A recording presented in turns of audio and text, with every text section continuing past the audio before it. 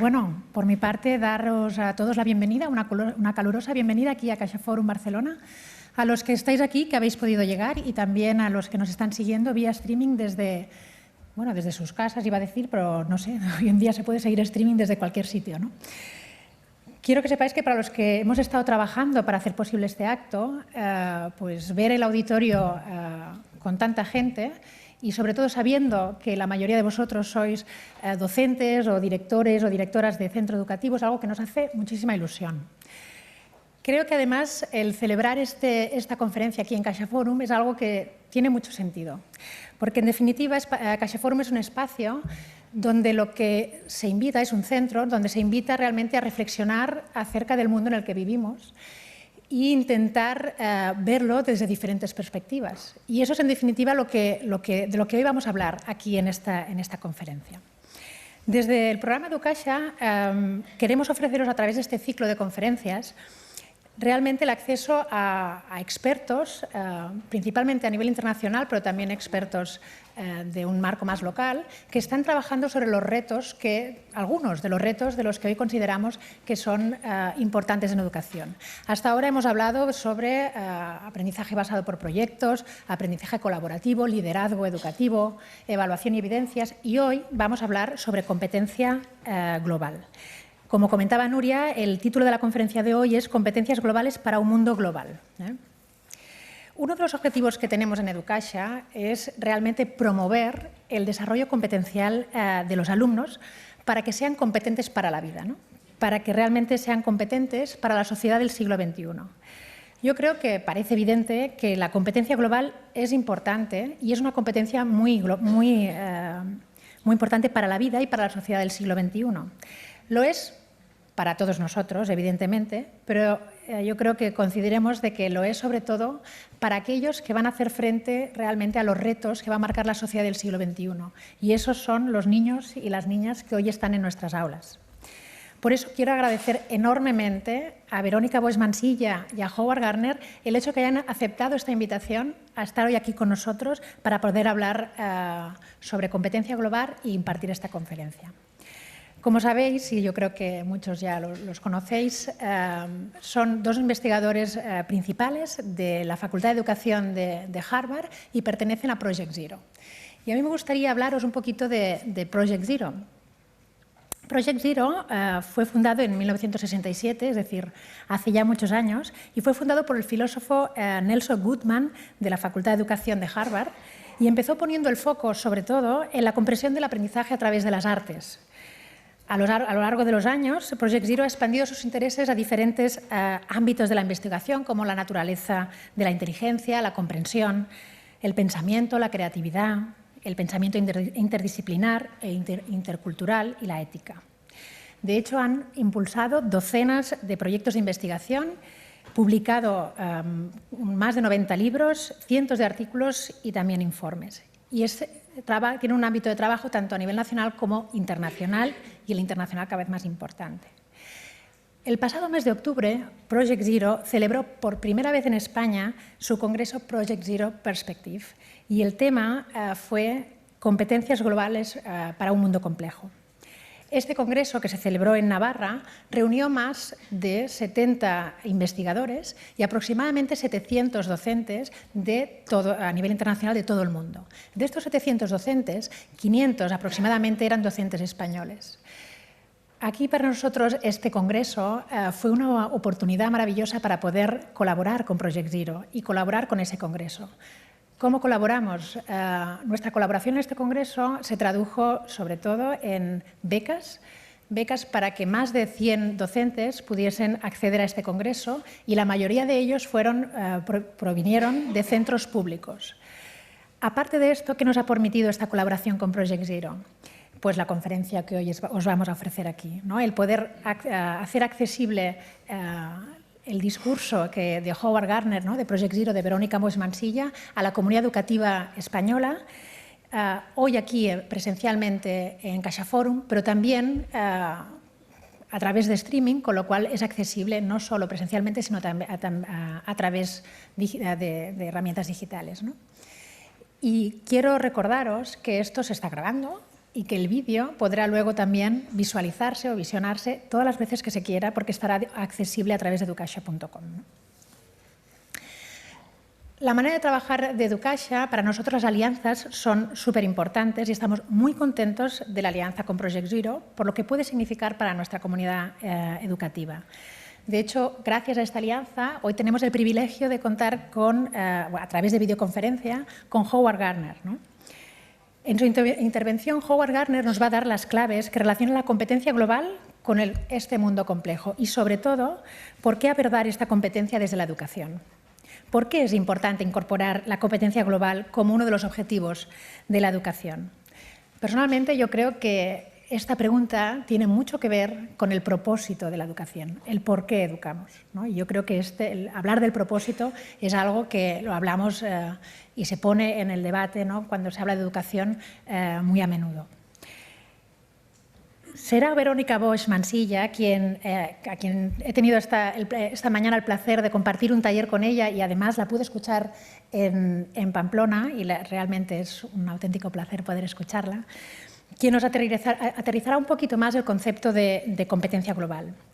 A mí me gustaría leer una definición, ¿no?, hacer un poco de spoiler y leer una definición de competencia global que hace Verónica Bosch, que probablemente no sea la única que utiliza, no sé si es la que va a utilizar aquí, pero yo creo que nos situará un poquito de qué es lo que vamos a hablar, ¿no?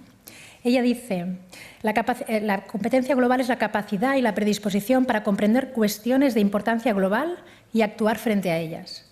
Los estudiantes competentes globalmente son personas que se muestran curiosas y comprometidas con el mundo, capaces de investigar sobre aspectos que van más allá de su entorno más inmediato y de comprender sus propias perspectivas culturales y la de los demás. No voy a avanzar nada más, pero yo creo que escuchando este texto, yo creo que todos estaremos de acuerdo de la importancia que tiene esta competencia en la educación. Y yo creo que el objetivo es que salgamos hoy de aquí también intentando traducir cómo podemos trabajar esta competencia en las aulas. Por último, a mí me gustaría hoy agradecer de forma muy especial a los participantes de nuestro panel, porque han aceptado esta invitación de estar hoy aquí con nosotros. Me refiero a Jordi Mussons, Mónica Ferrer y Susana Solé, que estarán hoy con nosotros compartiendo cómo en sus centros trabajan la competencia global. Se lo agradezco mucho porque realmente explicar aquello que hacemos a los demás es un acto en sí de generosidad. Y es tan importante como esencial, sobre todo si queremos aprender los unos de los otros. Así que muchísimas gracias a los tres. Ahora sí, volveros a agradecer a todos vuestra presencia aquí y vuestra confianza en nosotros y ya sí dar paso a Verónica Bosch Mansilla. Muchas gracias.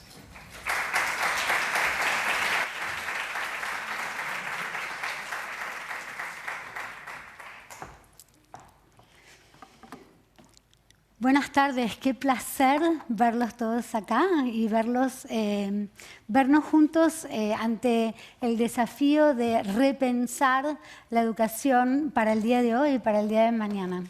Quiero anticipar un poquitito las preguntas que vamos a intentar responder con mi querido amigo, colega y digo maestro Howard Gardner, que está en conexión por video. A ver si tenemos aquí. Intentaremos conversar sobre tres preguntas fundamentales. Primero, ¿qué es la competencia global y por qué es que importa? Como decía Patricia. Segundo es, ¿cómo es que se aprende esta competencia global? ¿Cómo se ve este aprendizaje? Y tercero, ¿cómo es que podríamos prepararnos a nosotros mismos y a nuestros docentes para avanzar en esta dirección? Para nosotros es un enorme privilegio contar con el apoyo y la amistad de Patricia, de Nuria, de todo el equipo de la Caixa que nos permite entablar este diálogo y esperemos que sea un diálogo que continúe a lo largo del tiempo. Al principio, para responder a la primera parte de estas preguntas, vamos a invitar a Howard Gardner.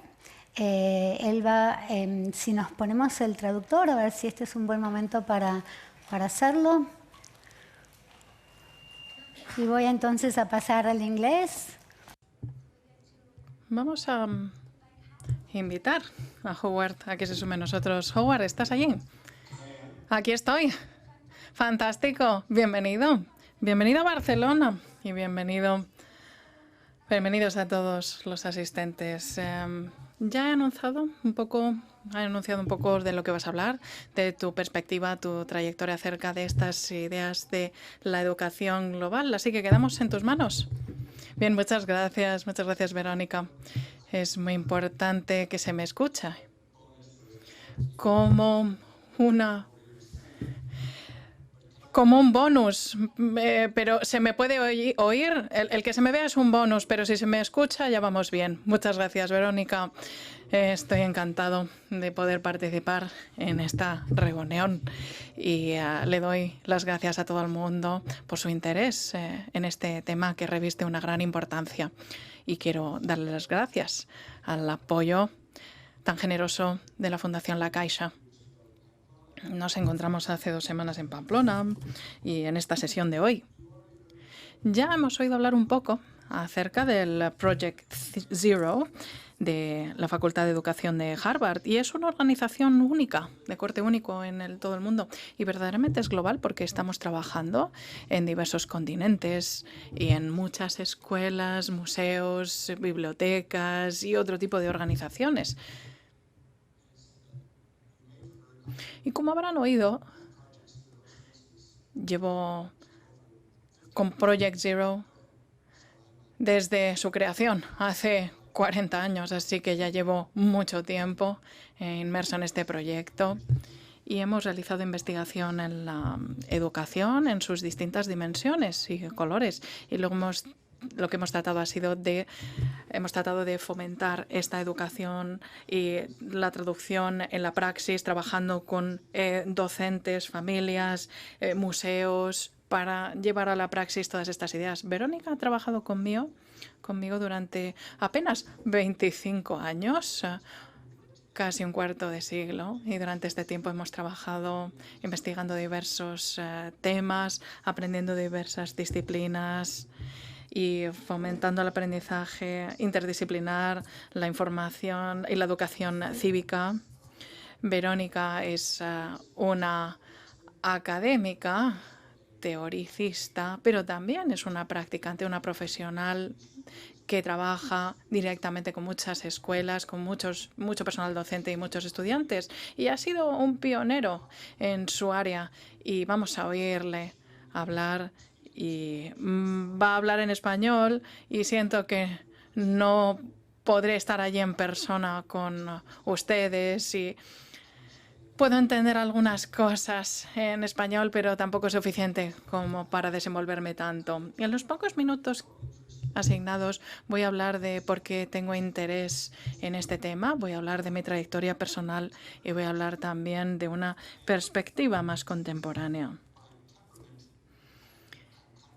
Y como soy un poco pesimista, quiero hablar de 2 tipos de obstáculos que se interponen en la educación global. Uno tiene que ver con algo muy patente y muy prominente en la actualidad y que ya conoceréis, y el otro tiene que ver con los obstáculos que tenemos cuando queremos trabajar con los niños y tratar que salgan más allá de los moldes tradicionales. Estos son obstáculos genuinos, pero el propósito de definir los obstáculos no es rendirse, sino tratar de soslayarlos si queremos fomentar una buena educación global. Hablando sobre mi propia historia, mi familia viene de Europa y creo que pienso más como un europeo que muchos de mis compañeros americanos, pero bueno, sí que es cierto que muchas de mis ideas probablemente reflejan mi vida en Estados Unidos, sobre todo los años que he pasado en la Facultad de Educación de Harvard, en el área de Boston. Hace 20 años empecé a darme cuenta y a entender que en muchos sentidos, en el área de la educación, en Estados Unidos nos quedamos mucho circunscritos a lo que hacemos nosotros. Nos miramos nuestro propio ombligo y me di cuenta de que muchos de los desafíos educativos a los que nos enfrentábamos en Boston se encontraban también en Beijing o en Buenos Aires o en Barcelona.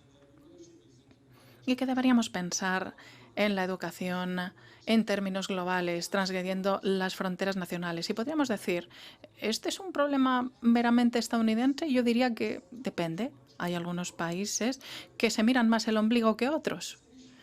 La cuestión es que el sistema en Finlandia suscita admiración, y cuando hablamos con los expertos de Finlandia decían, mira, nosotros revisamos la investigación de lo que se hacía en Estados Unidos y lo hemos aplicado aquí, y por eso nuestro sistema educativo funciona tan bien. Y en Estados Unidos, donde se realiza gran parte de la investigación, los líderes no prestan atención a la investigación, así que se va al garete toda esta investigación. Pero en Project Zero nosotros encontramos terreno más fértil de aplicación de nuestras investigaciones fuera de las fronteras de Estados Unidos.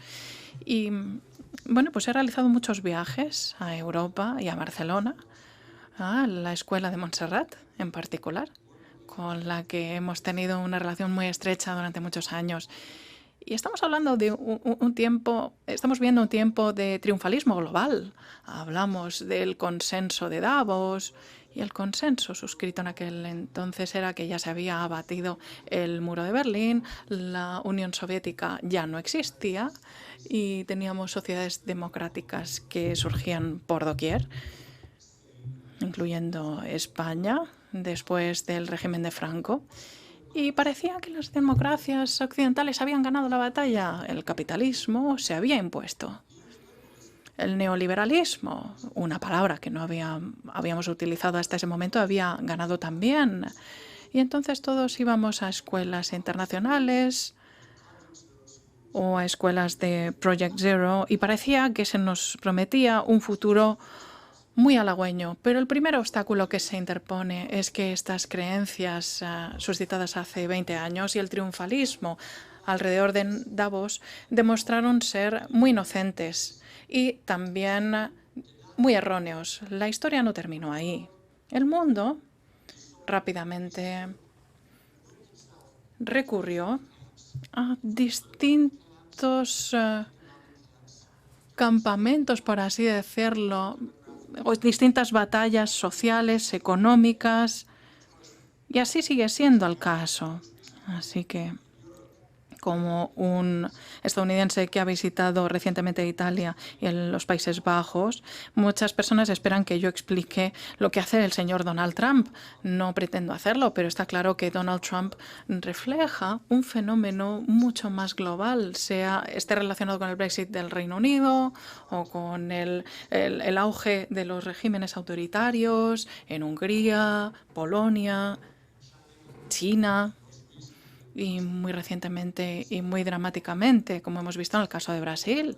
Y queda patente que la intoxicación de globalización no es algo que sea compartido por la mayor parte del mundo, con lo cual el concepto de ciudadanía global es mucho más arduo y desafiante de lo que imaginábamos. Y algo que tenemos que preguntarnos como historiadores es si estamos moviéndonos más en pos de la globalización, pese a las regresiones que hemos visto en este año de 2018, o más bien tenemos una oscilación pendular en la historia. Parece que los investigadores apuntan a que ha habido auges de globalización en el siglo XVI, en el siglo XVII y al final del siglo XIX, pero siempre había regresiones en pos del nacionalismo y al mirarse el ombligo propio. Y vemos que aquí se queda reflejado estas oscilaciones del péndulo. Joseph Conrad nació en Polonia, pasó tiempo en Francia, después se mudó al Reino Unido, fue escritor anglófono, viajó por el mundo y en un libro escrito por Maya Jasena en Harvard, dijo que hace 100 años Conrad ya preveyó los fenómenos de globalización como contrapuestos al nacionalismo. Así que podemos ver que nosotros queremos entender los obstáculos para poder lidiar con ellos de la manera más inteligente posible. Este obstáculo ya fue constatado entonces y esto tiene que ver con la mente de los niños también. Yo soy psicólogo, un psicólogo que llevo estudiando el desarrollo de los niños durante muchos años. Tengo 4 hijos. Y al contrario de John Locke, no creo que los niños sean lienzos en blanco. Los niños llegan al mundo y llegan a la escuela con algunas visiones muy fuertes acerca de ciertos aspectos y es muy raro que esas visiones sean globales. Los niños son conscientes de la familia, de los amigos, de las personas que viven en su vecindario y sobre todo aquellas personas que se parecen a ellos. Cuando los niños tienen 3 años, los niños se juntan con niños que tienen el mismo idioma, que tienen el mismo aspecto y se acercan a esas personas similares en apariencia y se alejan de aquellos que tengan un color de piel distinto y que hablen de manera distinta, que tengan hobbies diferentes. Yo recuerdo que mi hija, cuando tenía 4 añitos, iba a la escuela en Cambridge, cerca de Boston, y tenía un profesor afroamericano. Y un día llegó a casa y dijo: mamá, papá, ¿la señora Chase es negra? Porque la señora Chase no es que fuera negra, pero estaba utilizando las palabras que había oído por ahí para describirla. Es lo que van aprendiendo muy fácilmente los niños. Y cuando los niños tienen 2 o 3 años, hay investigación que dicen que los niños prefieren estar en compañía de aquellas personas que se les parecen en aspecto y en cómo suenan. Así que podemos pensar en círculos concéntricos donde está el núcleo de la familia, los padres, y luego tenemos el resto de familiares y amigos, personas que viven en su vecindario. Luego tenemos el círculo de la comunidad, que puede ser un pueblo o una ciudad o una megalópolis, como la Ciudad de México o Bangkok o Tokio. Y luego tenemos las naciones. Ya sé que el concepto de la nación es algo controvertido ahora mismo en España. Estoy hablando de una ciudad donde las personas se enorgullecen de su región. Pero incluso si asumimos que las naciones van a seguir existiendo durante tiempo, hay otras regiones más amplias como la Unión Europea. Tenemos también la zona eurásica y todo el globo terráqueo y otros espacios de constelaciones. Y los niños tienen que entender cuál es el lugar en el que se ubican en todos estos círculos concéntricos. Y es mucho más fácil entender que hay personas que se parecen a ti en el aspecto. Y esto está entrañado en el autoritarismo. Es de lo que se nutre el autoritarismo por doquier. Y también cuando se introdujo por primera vez Internet y los medios sociales, pensamos que esto sería una entidad que vincularía más a las personas. Y esto ha ocurrido en ocasiones, pero por supuesto que duda cabe que también hay mucho abuso, muchas mentiras, muchas noticias falsas, muchas realidades alternativas que ahora ya sabemos que se mueven tan rápido como la investigación realista. Y ya sabemos que las noticias fake viajan más rápido que las noticias reales porque dan más morbo y además hay mucho ciberacoso y hay mucho acoso que se basa también en las diferencias en el vecindario, por ejemplo, y también a nivel nacional o diferencias a nivel de globo terráqueo. Así que todos estos obstáculos es necesario que los entendamos, provengan de implicaciones históricas o políticas, como ocurrió desde 1995 hasta ahora, o si provienen de cuestiones psicológicas o biológicas, de mantenerse cerca de personas que te resultan familiares, que conoces, que piensan de la misma manera que tú, etc. Espero no haberos deprimido demasiado, pero parte de mi filosofía es que incluso aunque tengáis aspiraciones altisonantes, y yo las tengo, y mis colegas del Project Zero las tienen también, sé que Verónica también las tiene, y sé que no estaríais aquí si no tuvieseis también aspiraciones altisonantes, y que ni que fueseis idealistas, pero a la vez pienso que el idealismo es más fácil llevarlo a cabo si somos capaces de entender cuáles son los obstáculos y los desafíos y pensamos cómo soslayarlos de la manera más inteligente posible. Mi comentario final, antes de cederle la palabra a Verónica, es que en Project Zero no contamos con todas las respuestas. Seríamos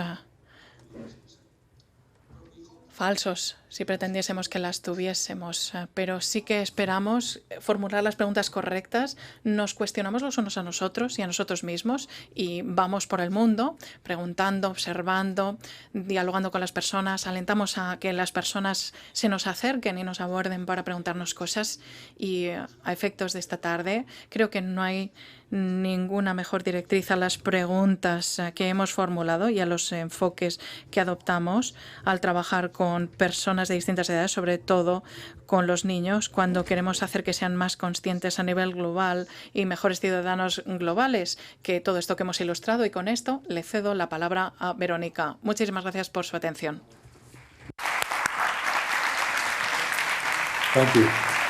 Muchas gracias. Thank you, Howard, very much. Muchas gracias, Howard.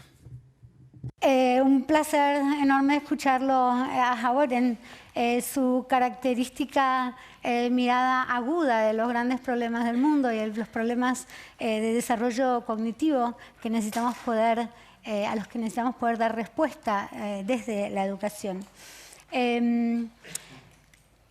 A partir de esta mirada, a mí me gustaría concentrarnos.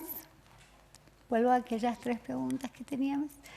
Me gustaría concentrarnos en un aspecto particular de estos grandes movimientos tectónicos que vemos en nuestras sociedades de hoy. Howard habló del tema de la integración digital, la conectividad digital y los problemas, las complejidades asociadas a esto. Habló también del tema de diversidad y cómo nuestras sociedades son cada vez más diversas. Y la respuesta, en respuesta a esta diversidad creciente. Yo quisiera tomar justamente ese tema, mirar qué es la competencia global, tomando como un caso, por así decir, el tema de cómo preparamos a nuestros jóvenes y a nuestras niñas para contextos demográficos cambiantes.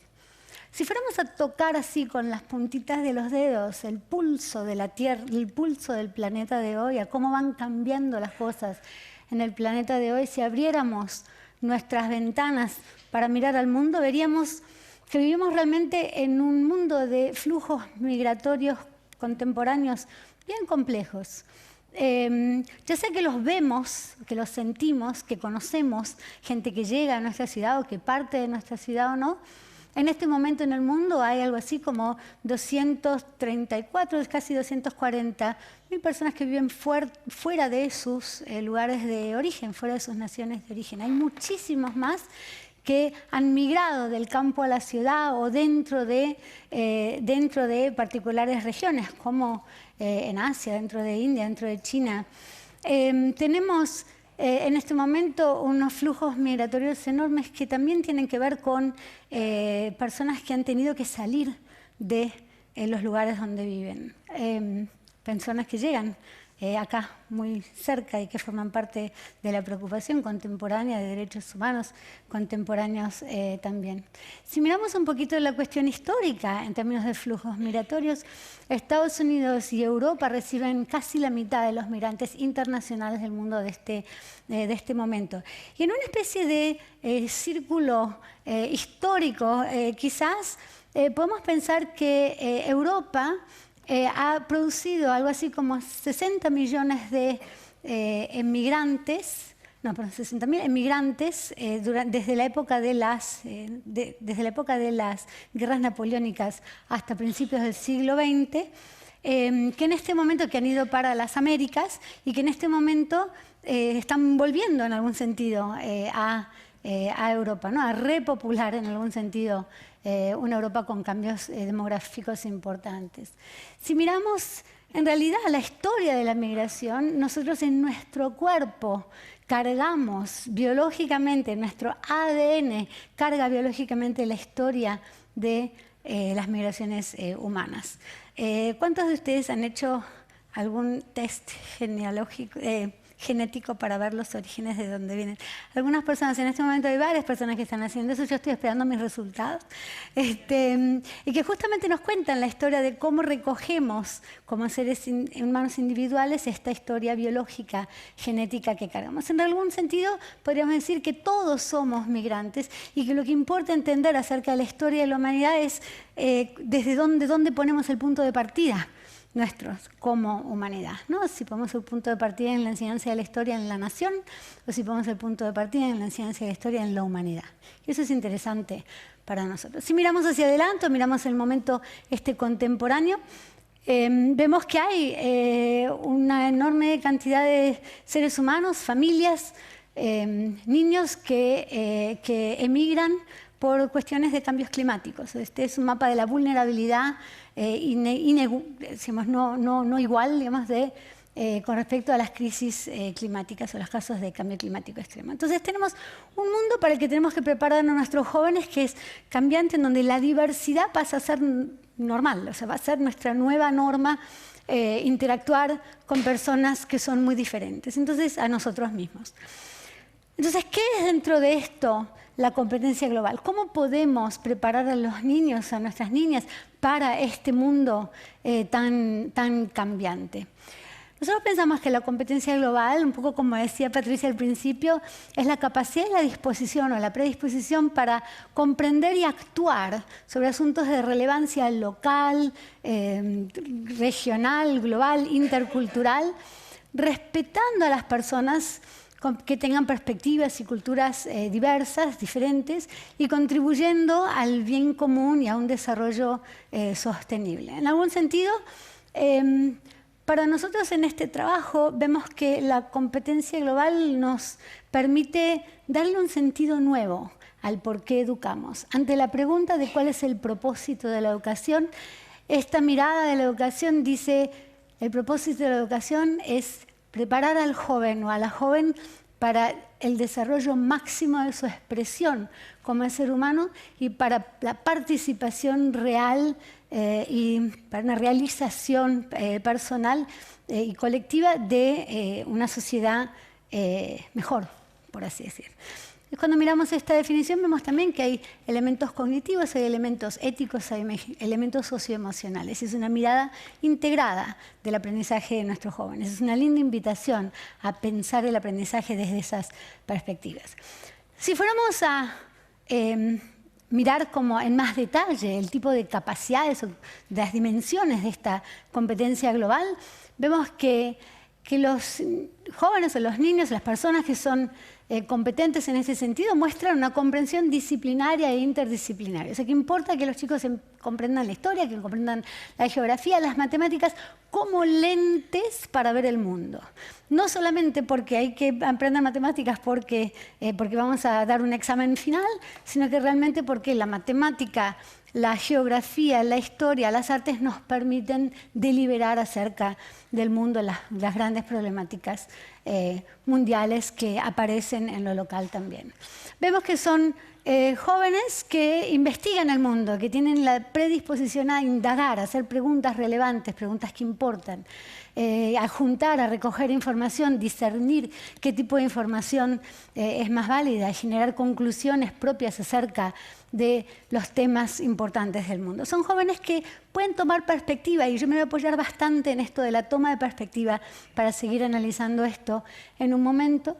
Son jóvenes que son capaces, o somos nosotros como seres humanos, capaces de comunicarnos a través de las diferencias, no solamente con la utilización de múltiples lenguajes verbales, sino también con la utilización de lenguajes corporales, cómo interactuamos, cómo nos relacionamos con los miles de lenguajes que tenemos, digamos, a nuestra disposición como seres humanos. Y finalmente pensamos que la competencia global tiene que ver con la participación real de los jóvenes en el mejoramiento de las sociedades en las que vivimos, ¿no? Ese compromiso por actuar de maneras productivas, de maneras que contribuyen. Y aquí también hay un sentido como cívico, ¿no?, de esta idea de competencias globales.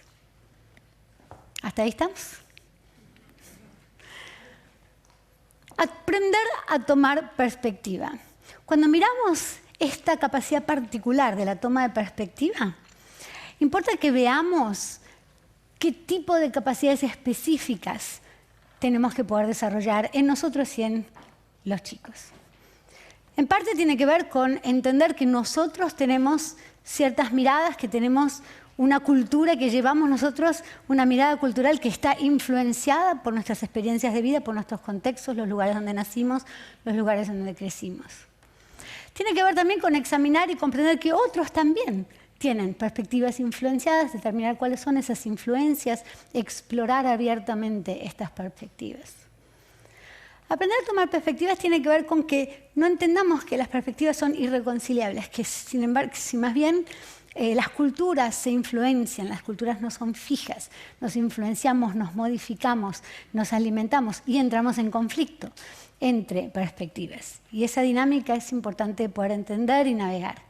Y finalmente, entender que las perspectivas también demuestran ciertas diferencias de poder, ciertas diferencias de acceso, ciertas diferencias con respecto a privilegio. Entonces, la mirada de toma de perspectiva tiene que ver, digamos, con estas capacidades.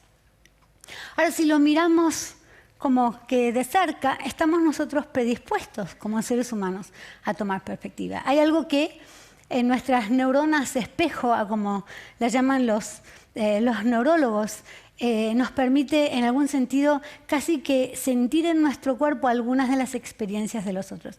A algunos de ustedes les habrá pasado, y acá es una nota de pie de página cultural, cuando Messi patea la pelota, y cómo es que en algunos momentos uno mismo pone el pie casi como para tirar. No, eso no tiene ninguna explicación racional, porque yo desde mi casa, ¿no?, intento patear la pelota que en realidad la tiene Messi. Esto es parte de nuestras neuronas espejo que nos permiten en algún sentido empatizar corporalmente con los movimientos de otros. Esto es parte de nuestra capacidad por la empatía o hacia la empatía. Los niños cuando son chiquitos desarrollan esto que se llama la teoría de la mente, ¿no? Y que es esta idea de que descubrimos que el otro tiene una mente que es propia, ¿no?, y que es importante poder entender y que piensa de maneras distintas, que puede creer o tener información que es distinta a la nuestra.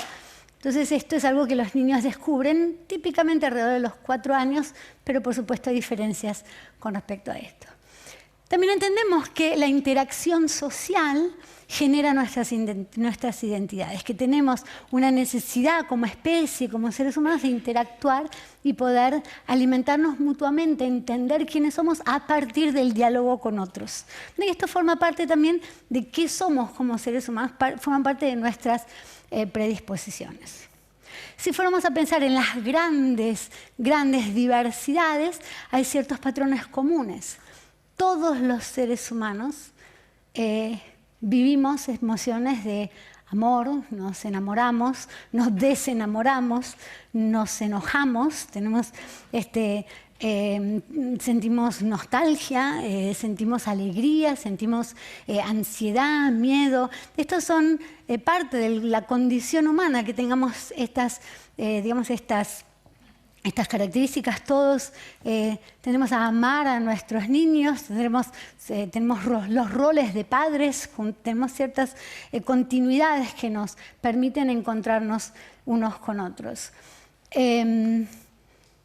Y así la maternidad o el amor o la intimidad puedan tener contenidos diferentes en distintas culturas, son emociones, son roles desde donde podemos construir miradas en común. Al mismo tiempo, aprender a tomar perspectiva es, como decía Howard, bastante difícil. Y es bastante difícil por el tema justamente de nuestras predisposiciones. Así como tenemos la predisposición a intentar entender a otra persona, tenemos la predisposición al estereotipo. Estamos biológicamente casi que formados para sentirnos cómodos con aquellos que forman parte de nuestra tribu, por así decir, ¿no? Y entonces necesitamos poder sobreponernos de esta inclinación, de esta predisposición al estereotipo. Tenemos también la idea de que comprender culturas e identidades es un fenómeno complejo. Muchas veces pensamos, bueno, la cultura del francés, la cultura del alemán, la cultura del americano, como si todos los franceses comieran queso todo el tiempo. Yo creo que debe haber algunos franceses a los que no les interesa comer tanto queso. O como si todos los americanos pensaran de ciertas maneras, o si todos los españoles, o si todas las personas de Cataluña pensaran de ciertas maneras. Es como que esta diversidad, esta movilidad, esta fluidez que existe en las maneras en que nos pensamos a nosotros mismos, en las maneras en que pensamos la cultura, es difícil de comprender y es importante poder comprenderla. La toma de perspectiva muchas veces nos llama a manejar emociones. ¿Qué pasa cuando estoy en desacuerdo? ¿Qué pasa cuando se polarizó el discurso? ¿Cómo manejo la ansiedad, el enojo, la diferencia? ¿No? Entonces hay también el tema emocional, de manejo de emociones que forma parte de manejar perspectivas. Y finalmente tenemos un mundo que va a una velocidad enorme, con muy poco tiempo, en donde estamos permanentemente invadidos por información, con bastante poco tiempo para bajar el ritmo de la vida y poder realmente entender cuál es la perspectiva de otro. Pasamos muy rápidamente de un tema a otro, con poco tiempo para detenernos e intentar comprender. Me encantaría invitarlos a ver un esfuerzo de aprendizaje de toma de perspectiva que aparece en una charla de TED que da Chimamanda Adichie. Ella es una autora nigeriana que a mí me parece interesantísima. Los libros de ella son muy bonitos, muy interesantes justamente con el tema de toma de perspectiva. Y sin decir mucho más, me encantaría que la veamos juntos. Lo que vamos a hacer va a ser escuchar este video por unos minutos y nos vamos a preguntar, mientras lo vemos, mientras lo escuchamos, de qué manera es que vemos a Chimamanda Adichie tomando perspectiva, ¿sí? ¿Dónde toma perspectiva? Y cómo pareciera haber aprendido a hacerlo, ¿sí? Entonces, con eso en mente, vamos a pasar al video. Bajamos las luces.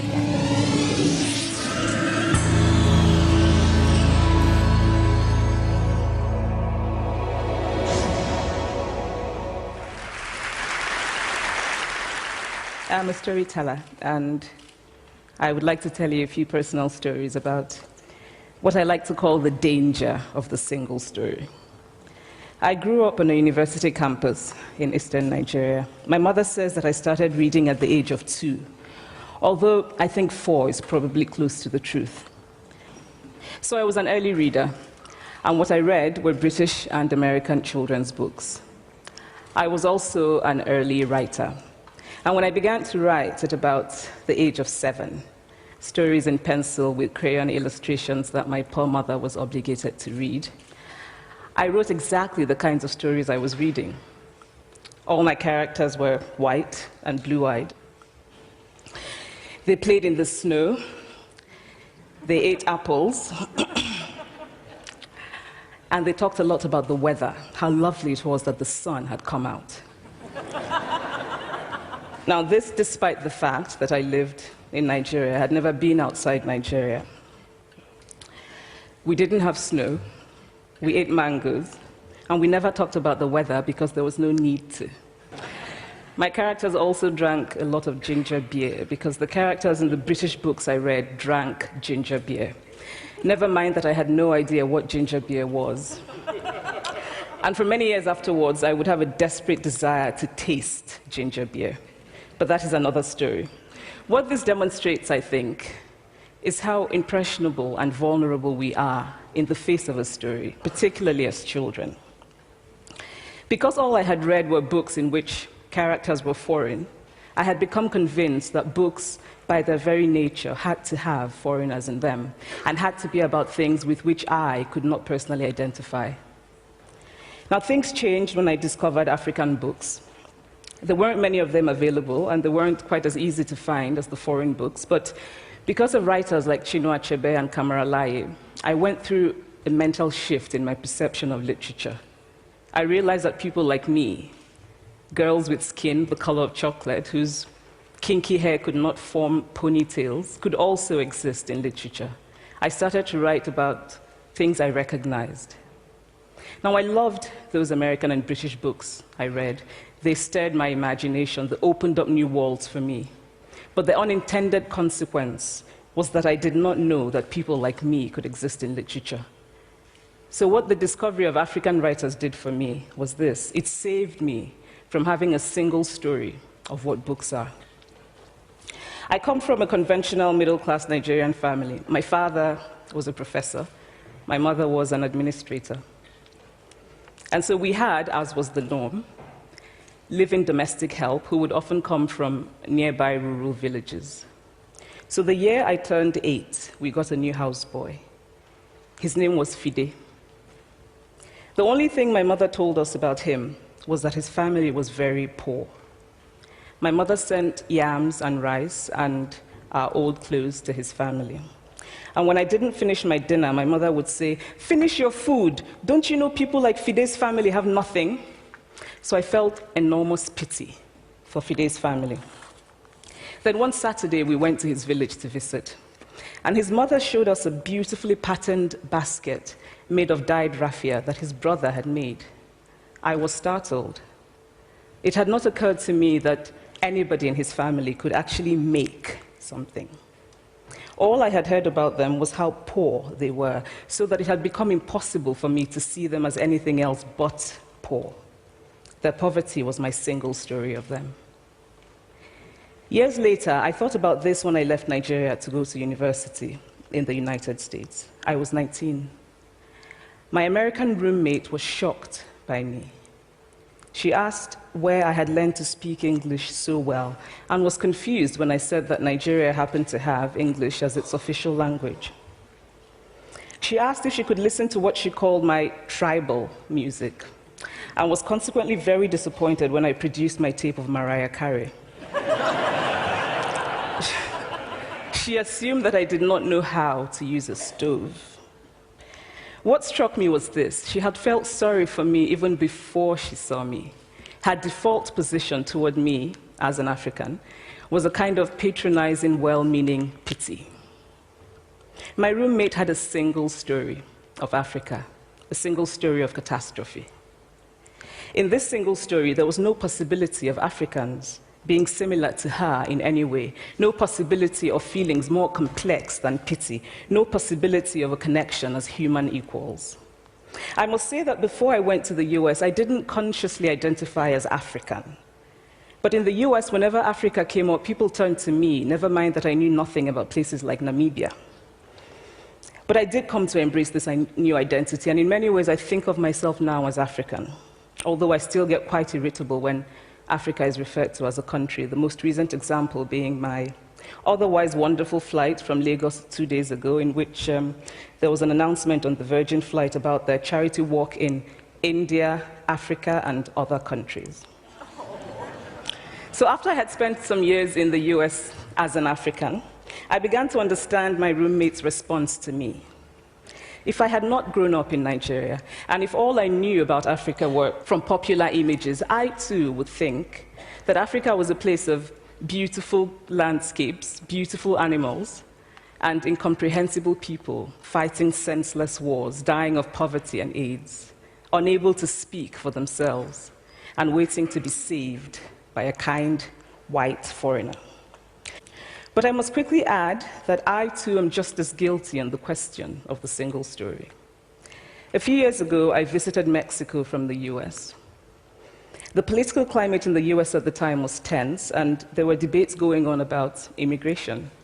And, as often happens in America, immigration became synonymous with Mexicans. There were endless stories of Mexicans as people who were fleecing the healthcare system, sneaking across the border, being arrested at the border, that sort of thing. I remember walking around on my first day in Guadalajara, watching the people going to work, rolling up tortillas in the marketplace, smoking, laughing. I remember first feeling slight surprise, and then I was overwhelmed with shame. I realized that I had been so immersed in the media coverage of Mexicans that they had become one thing in my mind, the abject immigrant.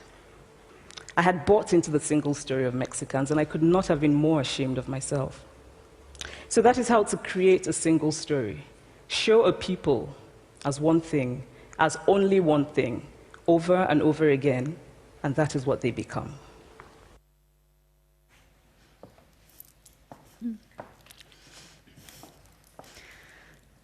Bueno, ahí tenemos, ¿no?, una mirada personal bastante profunda acerca de la toma de perspectiva. ¿Por qué no pensamos y conversamos quizás con la persona que tenemos al lado de dónde vemos a Chimamanda Adichie tomar perspectiva y qué tipo de experiencias la ayudaron a hacer eso? Lo conversamos un poquito en grupos de 2, 3 entre nosotros. Vamos a dar unos 3 minutitos para esa conversación.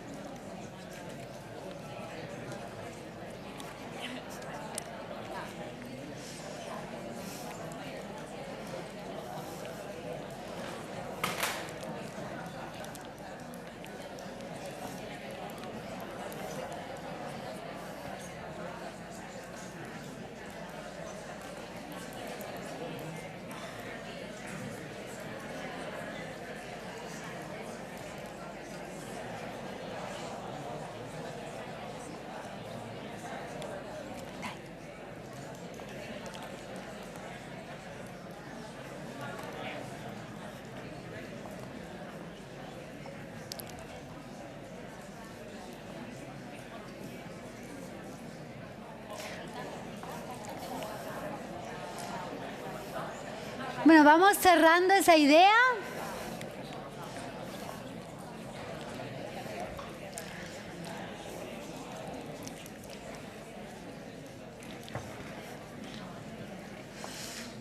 Vamos cerrando esa idea, a ver si aparece alguna idea que quizás que queremos compartir. Sí, vamos a escuchar algunos ejemplos. ¿Dónde es que la vemos a Chimamanda Adichie tomando perspectivas y qué tipo de experiencias parecen haberla ayudado? ¿Quién quisiera compartir un ejemplo posible? Sí. Yo creo que a través de la lectura le permitió tener un panorama. Tenemos un micrófono, si quieres, así estás más cómoda. Pienso que la lectura le abrió muchos horizontes, le generó creatividad, le dio muchos argumentos para poder crear sus historias y también hacerse de historias. Ajá, fantástico. O sea que la lectura, la literatura como una oportunidad para encontrar un mundo diverso y encontrarse a sí misma luego como, ¿no?, dentro de la tradición nigeriana, ¿no?, y de escritores africanos. Fantástico. ¿Qué otra idea, qué otra cosa vemos en términos de su capacidad para tomar perspectiva? Sí, a ver acá. Bueno, el hecho de viajar, ¿no?, para salir del entorno entre iguales, ¿no?, y romper creencias, estereotipos, conocer mundo, ¿no?, y romper todas esas creencias limitantes. Ajá, encontrarse a sí misma tal cual, encontrarse a sí misma viajando y redefiniendo su propia identidad. ¿Viste cuando dice, bueno, yo no me pensaba como africana, pero de pronto adopté esta identidad, ¿no? Como uno va expandiendo una identidad que es flexible en el mundo de hoy, ¿no?, que se regenera en el mundo de hoy. Fantástico. ¿Qué otro ejemplo tenemos? Sí, acá hay uno por acá.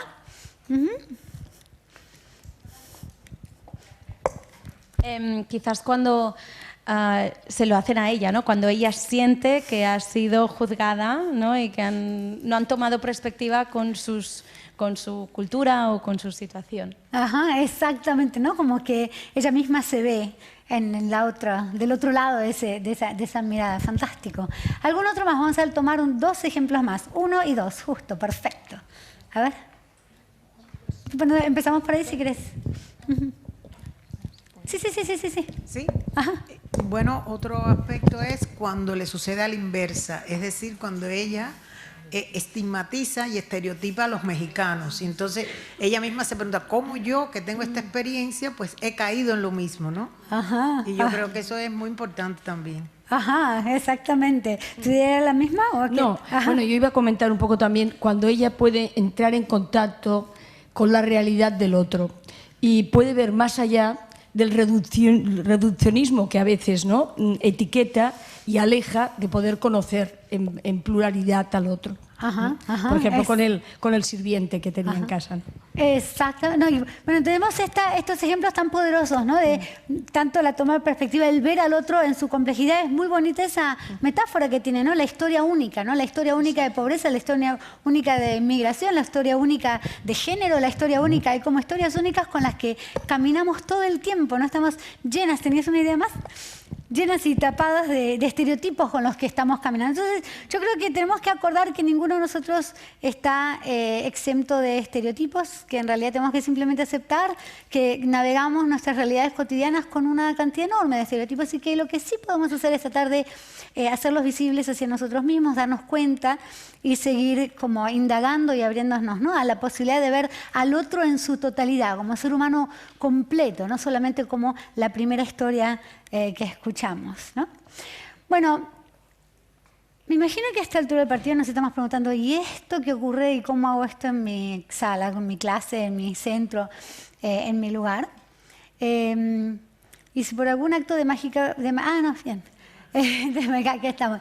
Entonces quiero contarles de un ejemplo y voy a tomar un ejemplo simplemente porque me parece que a veces los ejemplos nos permiten comprender la complejidad de una manera accesible y porque nos permiten luego reconstruir los principios que están por detrás del ejemplo a partir de este ejemplo, una historia que nos ayuda a entrar en la experiencia de otros, en este caso otros docentes y otros alumnos. Entonces, a ver, en este caso esa es Zacual, vamos a escucharla un poquito dentro de unos minutos, pero esencialmente esto es un proyecto que tenemos con la ciudad de Portland, Maine, que es una ciudad tradicionalmente bastante homogénea, pero que ha recibido un número enorme de familias de distintos países, desde Afganistán, Irak, Somalia, Sudán, y estas maestras con las que trabajamos, que estaban dentro de los varios grupos, las de quinto grado, decidieron que al ver el video de Chimamanda Adichie, decidieron, en realidad nosotros deberíamos tomar esta idea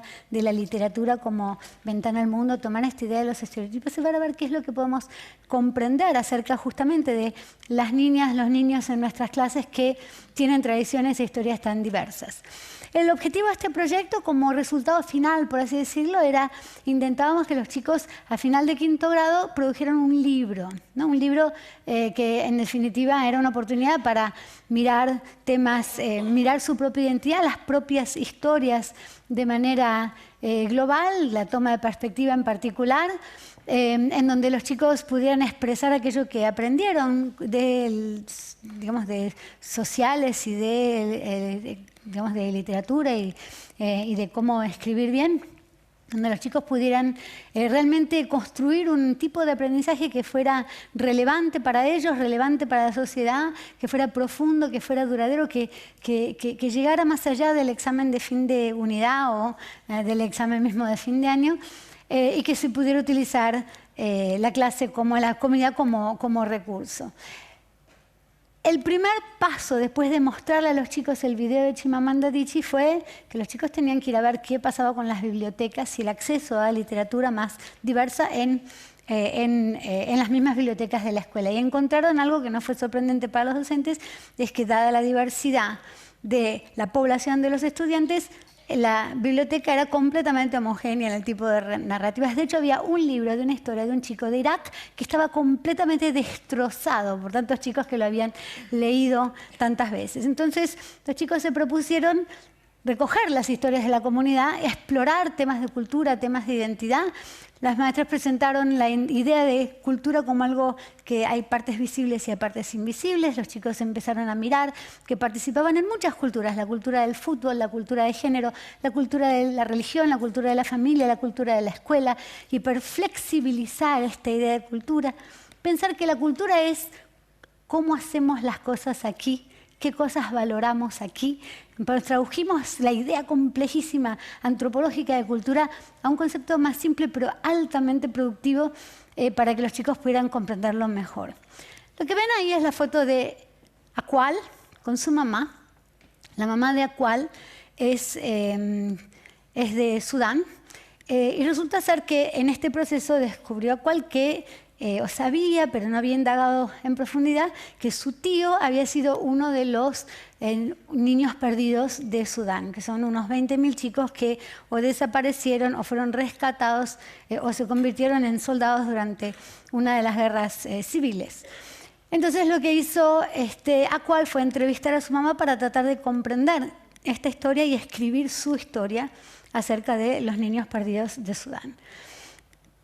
Entonces, ahí explica, ¿no? Cómo trabaja el tema de Mayok, su tío, que en realidad nunca hubiera huido con su mamá de Sudán, sino que había sido rescatado y llevado a un centro, digamos, a un centro de refugio. Y la escuchamos a Akwal que dice, sí que Mayok nunca huyó con su mamá. Así fue como lo entendí, oí lo que estaba diciendo mi mamá y lo tomé desde esa perspectiva. Ella dijo Kakuma, así que lo usé en la historia, pero lo investigué más porque no sabía lo que era. Me enteré que Kakuma es un campamento de refugiados. Creo que es difícil venir a los Estados Unidos de América. Esto es de la perspectiva de mi mamá. Y yo creo que voy a llorar. Esto es en parte de la entrevista, ¿no? Esa empatía que tiene la niña con la historia de su mamá, que de pronto entiende la descripción de lo saladas que parecían las papas fritas, ¿no? Esos pequeños eventos cotidianos de adaptación que eran tan complejos junto con la historia más profunda, digamos, de trauma y de transición. Akwal escribe su historia y la escribe en 3 partes, desde 3 perspectivas. La perspectiva de su madre, la perspectiva de Mayok, su tío, y la perspectiva de ella como niña. Y es la historia del encuentro entre su madre Mayok en Atlanta, que luego se mudan todos a Portland, donde vive ella en este momento. Al escribir la historia, ella explica que su historia es importante de contar porque la gente piensa que los niños perdidos de Sudán son niños que se perdieron, que no sabían lo que estaban haciendo. Y ella dice, no es que se perdieron, es que, esto es la niña de 5º grado, es que los raptaron, es que los sacaron de sus entornos. Así que para ella esta historia tiene un valor importante de aclarar, digamos, el récord, por así decir, aclarar la historia más oficial. Dentro de este proyecto, los chicos comparten las historias, se apoyan entre sí, ven las conexiones, ahí ven con los hilos entre cómo se conectan las historias entre sí. Ops. Y acá me encantaría que la viéramos a Akwal. En este video la vamos a ver a Akwal, y con esto ya vamos casi cerrando. En este video la vamos a ver a Akwal mirándose a sí misma en una entrevista que habíamos hecho 9 meses antes de la publicación del libro. Entonces, esto es lo que queda a lo largo del tiempo de este esfuerzo de toma de perspectiva, de aprender a tomar perspectiva. Le preguntamos, van a ver que al principio ella está mirando este video, ¿sí? Y después pide que lo paren. Así que ahí vamos. Can I ask you a question? Sorry, what gave you the idea to write it from these different perspectives in the first place? I learned in reading class. Yeah. My homeroom teacher and my reading teacher too. If you want me to pause, if you want to say something, let me know, and I can stop it. The teacher next door is not it, and they were talking about perspective, and I really didn't know what perspective was. Pause it. Pause it? Okay. Yeah, I remember. It was a day when Miss Mountain and Miss Smith were talking about perspective, and they read a book, and I was like, whoa, what are these perspectives? I don't know the word. And so then I was like, what if I put this in my story and had different perspectives of people that that they wouldn't know they could tell whose perspective it was, because I had bold letters saying Maria's perspective, Jock's perspective, Mary's perspective. My voice. I remember that day, and then Miss Mountain said it would be a good idea if I did that. I remember, and Miss Smith said it would be a good idea. I remember that. And do you think that it turned out well, doing it that way? And are there any things that are hard about getting Yes. Yes, there is. There's a lot of things that's wrong about it. It's hard about it. I mean, like, I have to think of something. It's okay, you can take time.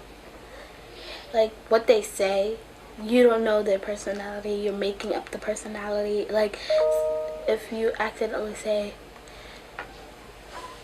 this person hates singing, but the person's singing in the story. That's hard. That's the hard part of the perspective of a story. You have to edit. You have to edit a lot in perspectives, and like the timeline of it. If you're doing different types of perspectives, they have to have a timeline.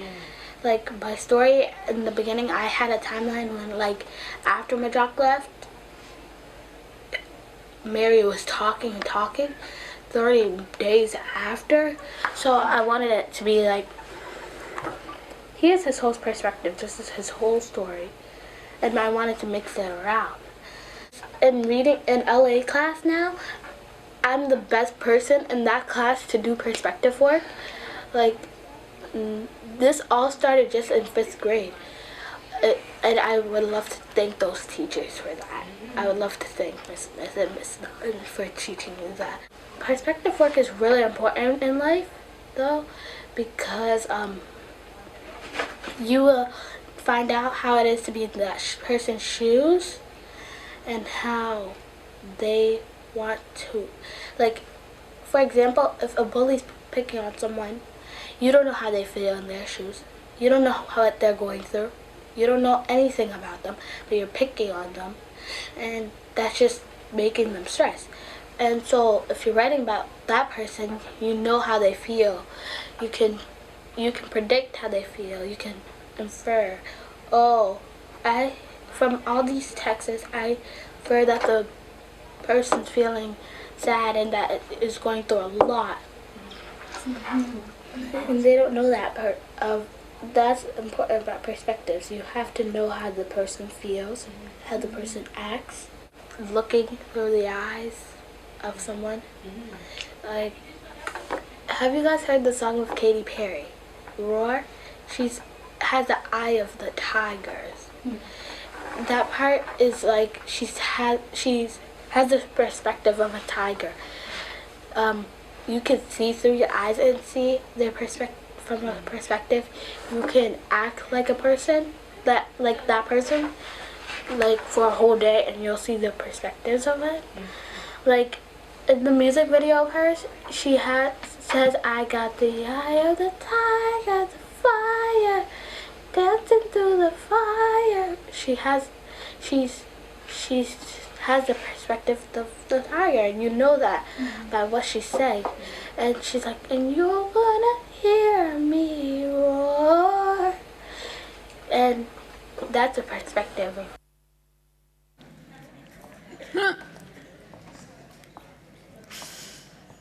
Bueno, y esa es una perspectiva, ¿no?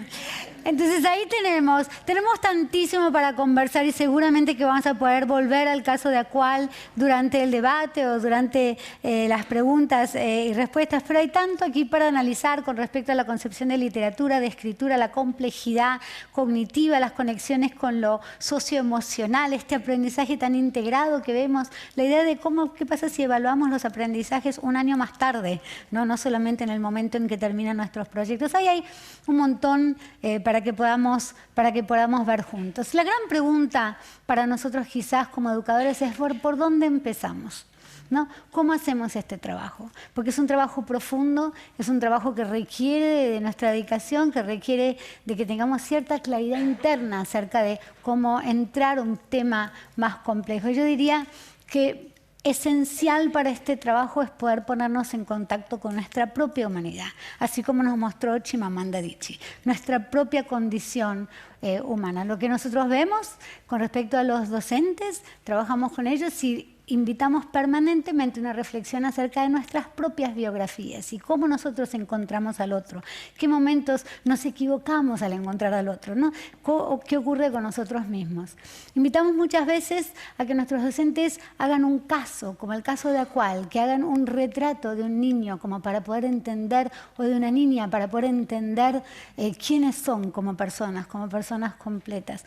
Muchísimas veces invitamos conversaciones sobre las noticias, sobre lo que está ocurriendo en el mundo, de manera tal de poder generar la práctica de conversar, de deliberar acerca de lo que ocurre en el mundo. Entonces, desde esta perspectiva, quizás la invitación de una educación para la competencia global tiene que ver con poder revisar dónde nos paramos nosotros como educadores, como seres humanos, como ciudadanos, como padres, en todos nuestros roles con respecto al mundo inmediato en el que vivimos y al mundo que queremos, el mundo más allá del inmediato con el que interactuamos y al mundo que queremos construir. Con eso les agradezco enormemente toda su atención. Muchísimas gracias.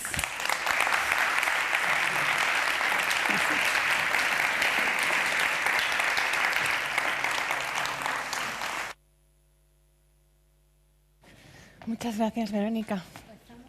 Vamos a empezar la mesa redonda para poder compartir un poco pues, las prácticas de los centros. Jordi, muchas gracias, Susana y Mónica. Nos van a acompañar. Verónica, tú también.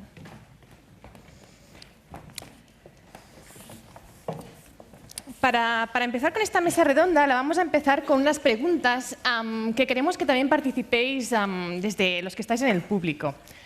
La primera pregunta que os vamos a plantear va a aparecer ahora en pantalla y es para hablar un poco de cómo estamos trabajando las competencias globales en nuestros centros educativos. La pregunta es, y a la que vais a contestar con los mandos que tenéis aquí en los asientos. ¿Trabajáis para el desarrollo de las competencias globales desde vuestras aulas? Con lo que decía antes Verónica, lo voy a recuperar. Si trabajamos para las competencias globales, lo que estamos haciendo es, a ver si lo encuentro, es enseñar a los niños y a las niñas a investigar el mundo, enseñarles a comprender perspectivas, a actuar para mejorar las sociedades y a que se comuniquen y se relacionen a través de las diferencias. ¿Tenéis esto entre vuestros objetivos de aula, en vuestros objetivos de centros educativos? Hemos sido un poco radicales porque seguramente algunos diréis, bueno, en parte sí, pero aquí hemos dicho sí o no. Entonces, dirad pues, al que se acerque más a vuestra realidad.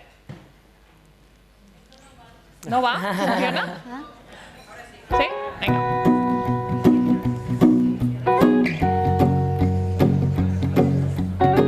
Qué guay, eso estaría de tenir una clase sí, també. Bueno, el Kahoot es pot fer això. Amb el Kahoot. Vamos a ver. Amb el Kahoot. Sí. O sea, un 71% de las personas que estamos en este público dicen que sí que trabajan las competencias globales. ¿Qué os parecen estos resultados, antes que nada? Muy buenos, estupendos.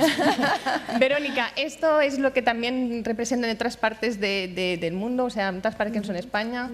Sí, muy alentador y por supuesto hay tantos aspectos dentro de la competencia global que seguramente veríamos una diversidad importante y muy fructífera al mirar qué tipos o qué dimensiones de las competencias globales enseñamos, ¿no? O trabajamos con los chicos, o sea que muy alentador realmente, coincido. Esperanzador, sí.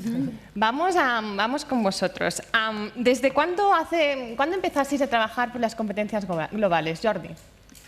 ¿Y qué os motivó a hacerlo? ¿No? ¿Cuál fue la motivación de empezarlas a trabajar?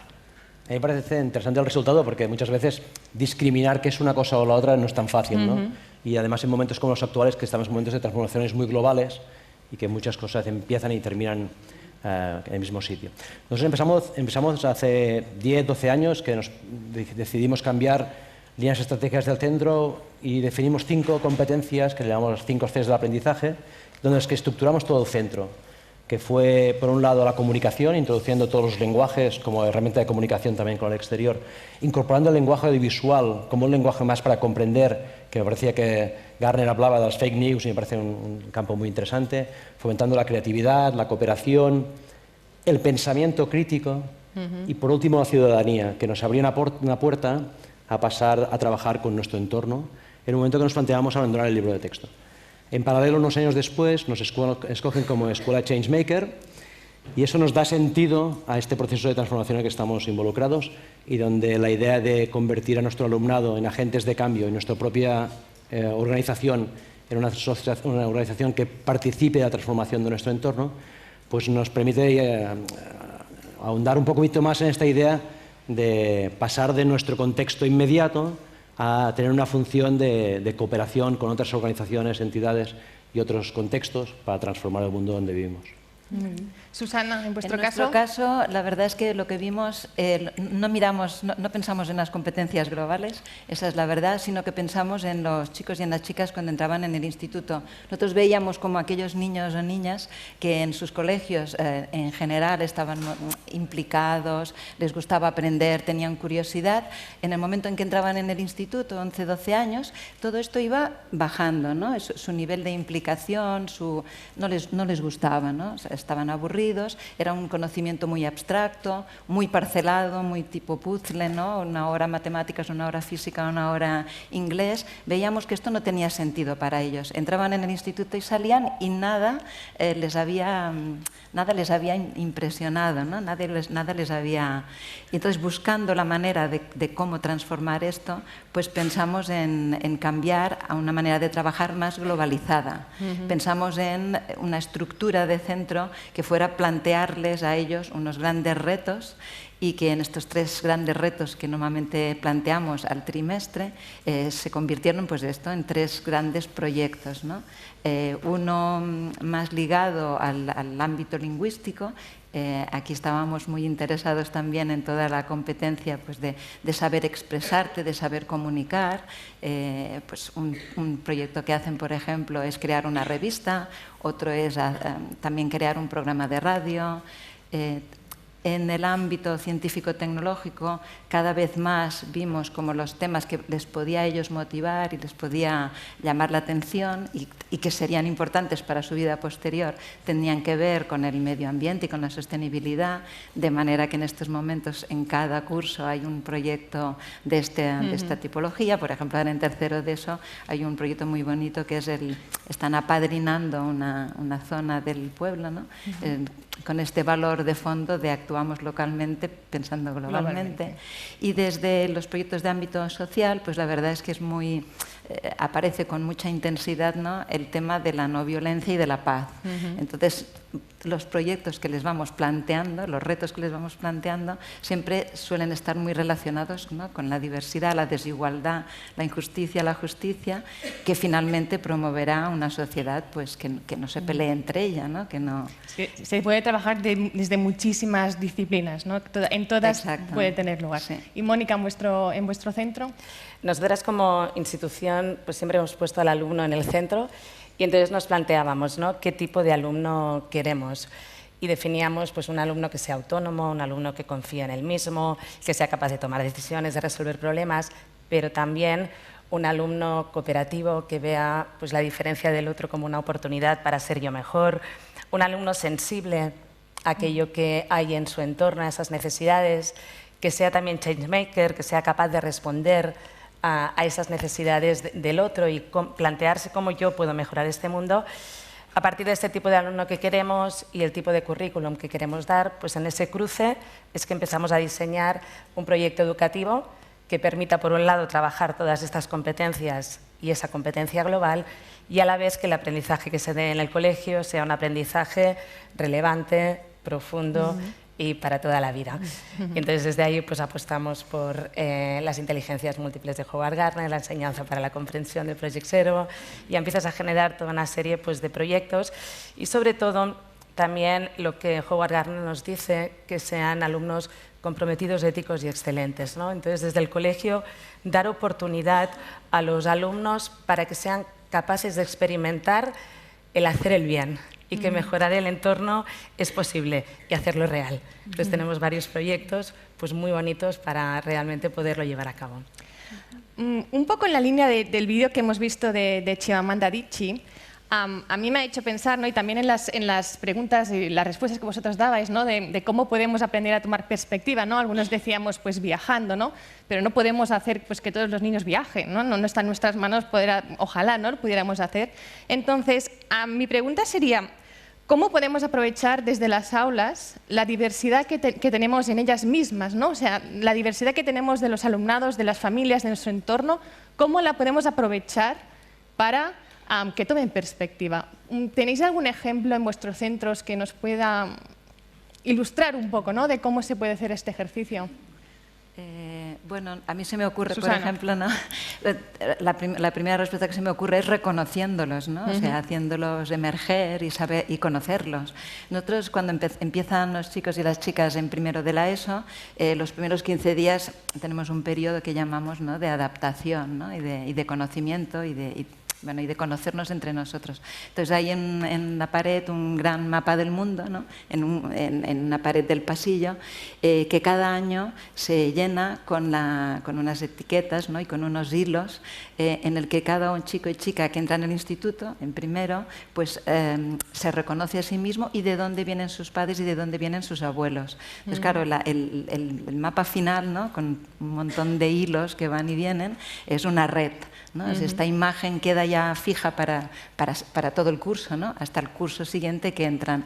Se me ocurre esto como un ejemplo, ¿no? Bueno, y os inicial. permite hacer visible, ¿no? mucha de la riqueza Exacto. y aprovecharla también, supongo, durante el curso, ¿no? Curricularmente también te puedes plantear, por ejemplo, pues hacer algún tipo de proyecto, tipo PBL, como pues lo hace en la Universidad de Maastricht, más parecido al método del caso, y a la vez que trabajas contenidos como, por ejemplo, de química y biología, que son contenidos curriculares, lo puedes hacer desde una manera más local o académica, o puedes traer un problema del mundo, como puede ser, por ejemplo, uno que hicimos hace un par de años de un niño de Níger con problemas de desnutrición, analizar a qué se deben pues, el tipo de síntomas que tiene, raquitismo, vientre hinchado pues, por la disminución de la ingesta de proteínas, acidosis, y entonces que los niños empiecen, sean los mismos alumnos los que vayan analizando qué causas físico-químicas ha producido todo esto y cómo se puede combatir todo este tema de la desnutrición, ¿no? O proyectos como, por ejemplo, para realmente hacer real esa mejora del mundo, pues proyectos como por ejemplo tenemos en el colegio de robótica, donde con la robótica pues realmente puedes hacer mucho mal en el mundo, puedes ser neutro o puedes hacer mucho bien. Entonces que la ética entre dentro de esa robótica, hemos cambiado el nombre de la asignatura, le llamamos robética, y nuestros alumnos hacen proyectos reales donde alumnos de sexto de primaria, por ejemplo, pues generan para niños que están hospitalizados proyectos donde a través de videojuegos puedan aprender conceptos de lengua, de castellano, de matemáticas, o alumnos más mayores que trabajamos también con otras asociaciones como Alnendeu o la Fundación Ave María, y colegios donde hay personas con pluridiscapacidad, pues cómo nuestros estudiantes pueden generar aulas multisensoriales para estos alumnos, ¿no? Entonces hay como muchas vías para realmente pues, hacer real este cambio de perspectivas y esta ayuda al otro. Me parece una cosa importante